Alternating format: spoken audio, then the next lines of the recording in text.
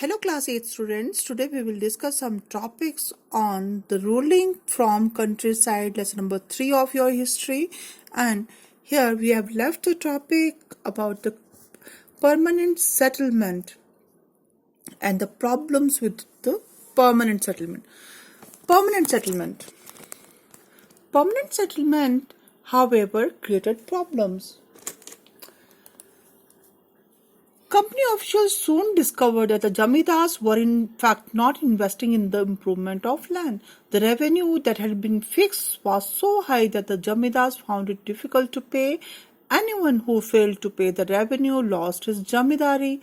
Numerous Jamidaris were sold off at auctions organized by the company. तो इसमें देखिए कि जो परमानेंट सेटलमेंट थी, जब जहाँ पर रेवेन्यू फिक्स हो गया था for a term of 5 years और जो उसमें क्या था कि नो चेंज इज देयर और ब्रिटिश एक्सपेक्ट कर रहे थे कि जो परमानेंट सेटलमेंट के कारण रेवेन्यू बढ़ेगा, बट ऐसा कुछ नहीं हुआ. कंपनी के ऑफिशियल्स ने जब उन्होंने जाना कि जो जमींदार थे वो इन्वेस्ट नहीं कर रहे थे इम्प्रूवमेंट ऑफ लैंड में, जमीन को और अच्छा सुधार करने के लिए, और जो रेवेन्यू जो फिक्स हो गया था वो इतना ज़्यादा था कि they are not able to pay it, उसको वो दे नहीं पा रहे थे कंपनी ऑफिशियल्स को. और जमींदारी जो थी वो उसका ऑक्शन भी हो रहा था. ऑक्शन मतलब वो जमींदारी सबलेट हो रही थी, मतलब किसी और को दी जा रही थी. और this all happens in the countryside. By the first decade of the 19th century, the situation changed. The prices in the market rose and the cultivation slowly expanded. This meant an increase in the income of the jamidars, but no gain for the company since it could not increase the revenue demand that had been fixed permanently. But 19th century में क्या हुआ कि पहले दशकों में क्या हुआ कि ये जो स्थिति थी वो बदल गई. मार्केट में जो चीजों के दाम थे वो बढ़ गए और कृषि की जो उपज थी वो ज्यादा फैलने लगी और उसके कारण ज्यादा इनकम होने लगी जमींदार्स की. बट क्योंकि जो रेवेन्यू था वो फिक्स था, तो जो कंपनी के ऑफिशियल्स को कोई फायदा नहीं होने लगा और इंक्रीज रेवेन्यू जो था वो पॉसिबल नहीं था क्योंकि वो पहले से फिक्स हो चुका था. Even then, the Jamidar didn't have any interest in the improving the land. Some had lost their lands in the early years of the settlements. Others now saw the possibility of earning without trouble and risk of investment. As long as the Jamidars could give out the lands to tenants and get rent, they were not interested in improving the. पर इस स्थिति में भी जमींदारों को कोई भी interest नहीं था कि वो जमीन को सुधारें. कुछ जो थे उन्होंने अपना जमीन खो दी थी जब सेटलमेंट से कुछ साल पहले. कुछ और जो थे वो देख रहे थे कि ये अच्छा समय है कि हम और से और ज्यादा मनी अर्न कर सकते हैं बिना किसी मुश्किलात के, और कोई इन्वेस्टमेंट का भी रिस्क नहीं है, कोई पैसा भी इन्वेस्ट नहीं करना है. और अपना जो लैंड था वो एज टेनेंट्स मतलब किराएदारों को दे देते थे. जो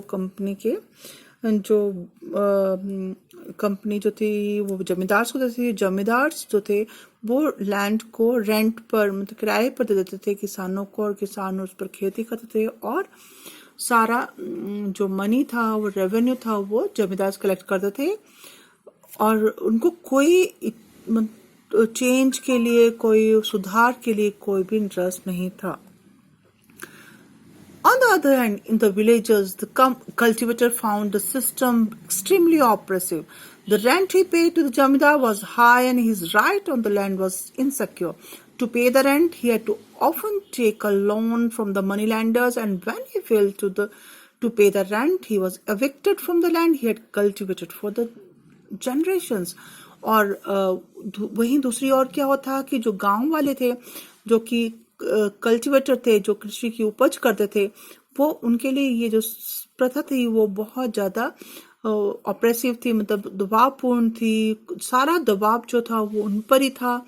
उनको जो किराया पे करने पड़ता था वो बहुत ज्यादा था और उनके जो अपने अधिकार थे जमीन पर वो बहुत कम थे और वो असुरक्षित भी थे। जब भी जमींदार चाहते तो वो किसी और को लैंड देते थे टू पे द रेंट, और रेंट को पे करने के लिए, किराए को पे करने के लिए उनको लोन भी लेने पड़ते थे मनी लेंडर से। वो बिचौलिए थे और मनी लेंडर जो उधार पे जो ऋण देते थे उसके कारण कई बार उनको अपनी जमीन से भी हाथ धोना पड़ता था और वो मनी जो थी उसको पे करते करते उनको जिस जमीन को वो अपने सदियों से उस पर बोते आ रहे थे उस जमीन से भी हाथ धोना पड़ता था। A new system is devised by the early 19th century.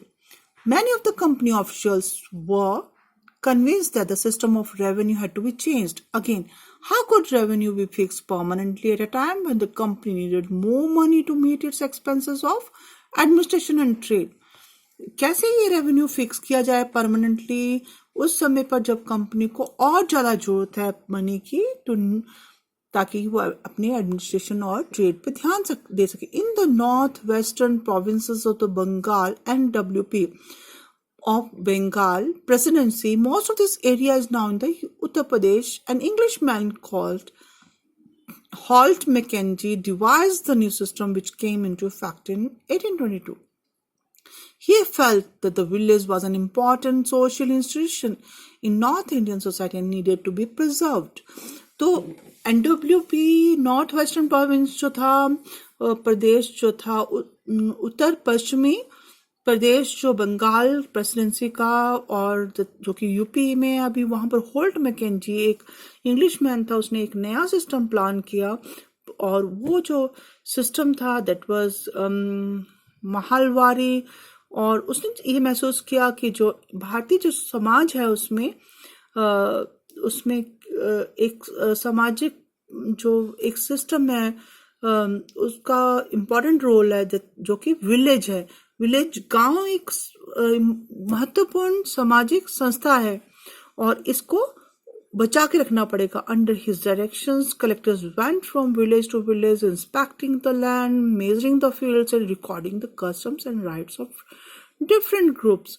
उन्होंने जमीन को इंस्पेक्ट किया, देखा उसकी, और फिर उसको खेतों को मेजर किया उनको और रिकॉर्ड किया, और वहाँ के जो कस्टम्स और ट्रेडिशंस थे उनको भी, राइट्स, वहाँ के रीति रिवाज और अधिकार जो उन लैंड्स पर डिफरेंट ग्रुप्स का था उसको भी रिकॉर्ड किया। The estimated revenue of each plot within a village was added up to calculate the revenue that each village had to pay.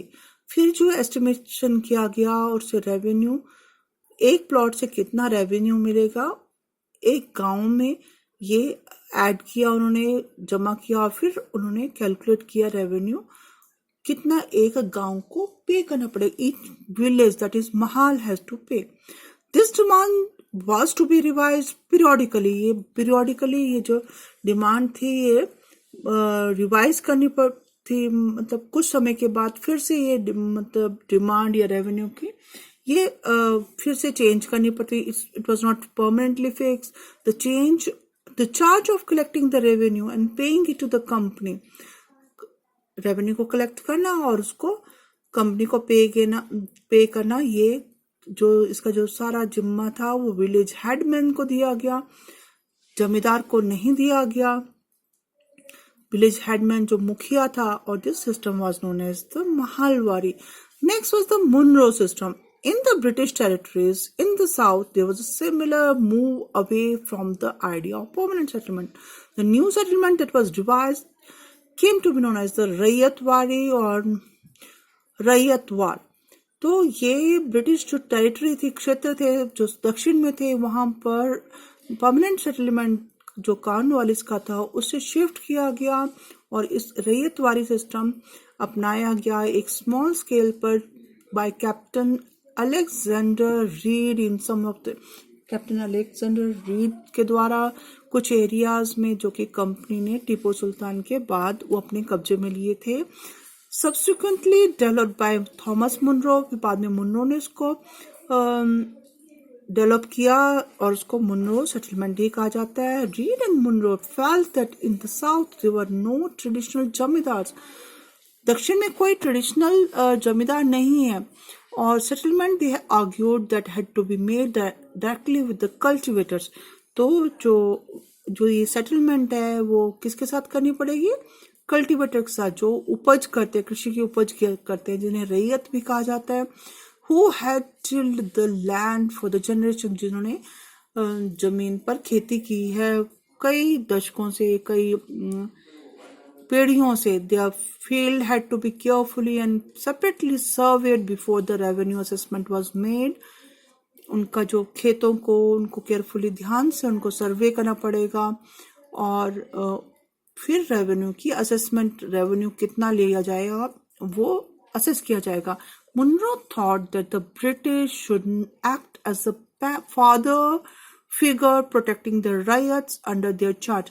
कि जो ब्रिटिश है वो मतलब पिता की भांति वो रैयत के लिए पिता की भांति हैं और उनको प्रोटेक्ट करना है, उनको रैयत को अपने शासन के दौरान और उनका ध्यान रखना है.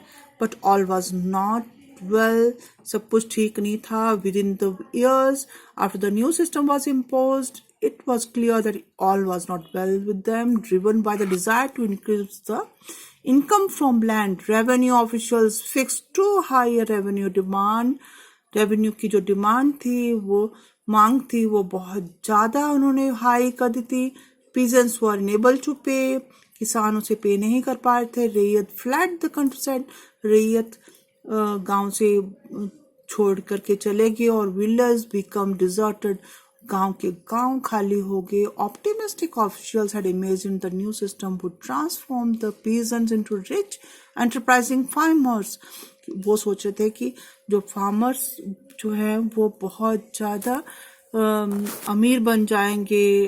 उनको ये विश्वास था. बट जो नया सिस्टम था वो इतना चेंज लाएगा कि वो जो किसान है वो अमीर हो जाएंगे और वो और ज़्यादा खेती में नई तकनीक का उपयोग करेंगे. पर ऐसा नहीं हुआ और वो लोग गांव छोड़ कर के चले गए और नए move toward the towns. Now this is all for today. Now next for crops for Europe.